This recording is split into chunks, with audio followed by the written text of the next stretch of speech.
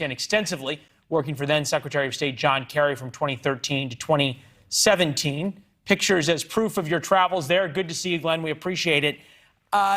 When you were in Afghanistan between those years, was there anything on the ground that you saw that made you think one day I'm going to report on what an epic disaster this is going to be? I wouldn't say frame it that way. I would say that just our mode of transport between the airport that's now the focus of such attention and the embassy, which we've now abandoned, was very telling. We never drove between the 2 points. We only flew by helicopter. And when we landed in a commandeered soccer field that was controlled by the ISAF, the International Security Assistance Force, so that we had the safest route between those 2 points. That always struck me as, a pretty symbolic message about the security situation in Kabul itself. Well, symbolic in the sense that when you were there going back and forth, you were going by helicopter because it was so dangerous, and now we're telling Americans, hey, get to the airport, we're not gonna come get you. Yeah, I mean, we were a high-level target, with a high-profile individual. Other people move more freely around the city, but it's a pretty dangerous predicament that we're in right now. America's policy seems to be changing even in the past couple of hours, because it was a couple of days ago, President Biden said, we will get every American out. Today, he wouldn't answer the question. Next 7 days, what threads is AXIOS going to be pulling on with the administration? Well, I mean, I think we have to accept the reality or understand the reality of the situation. I heard Congressman Waltz talk about his perspective. He's obviously a veteran. He's been there. He's seen it. The simple reality of what we face right now, though, is that we've ceded the high ground to the Taliban. There is no Afghan government there. There is no Afghan army to speak of there. And they have the airport surrounded.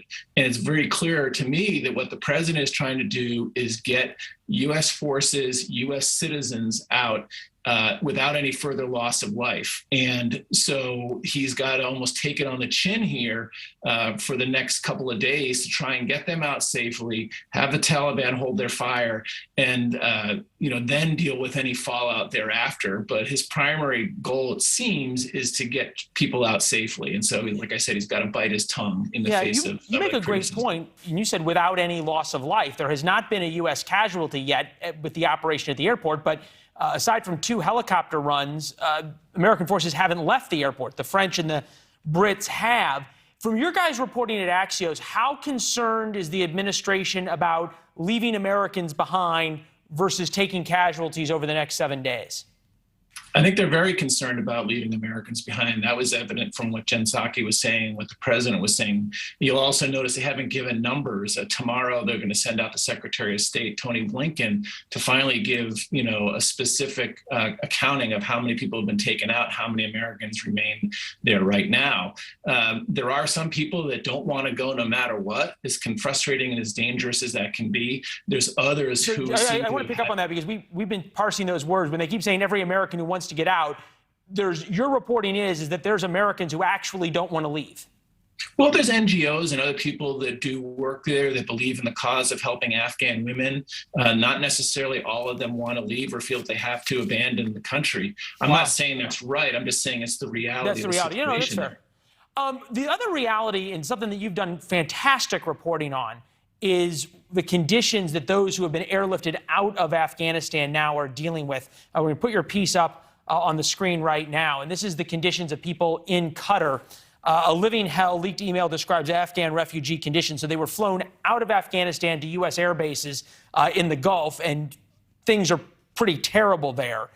Is that sort of emblematic of how terribly thought out and ill-conceived and how bad the planning was on this evacuation?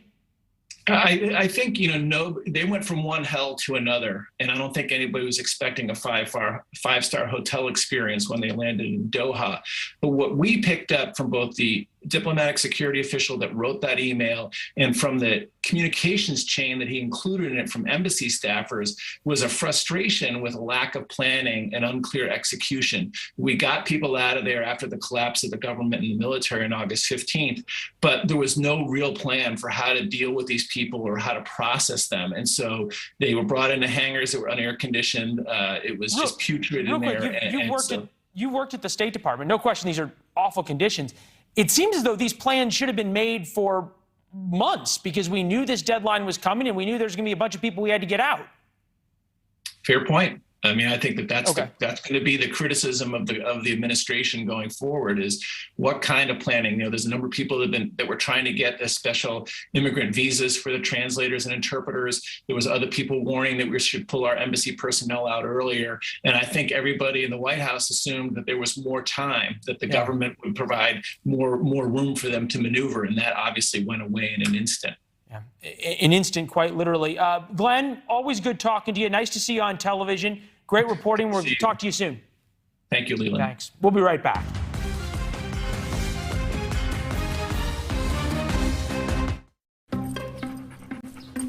For Deb,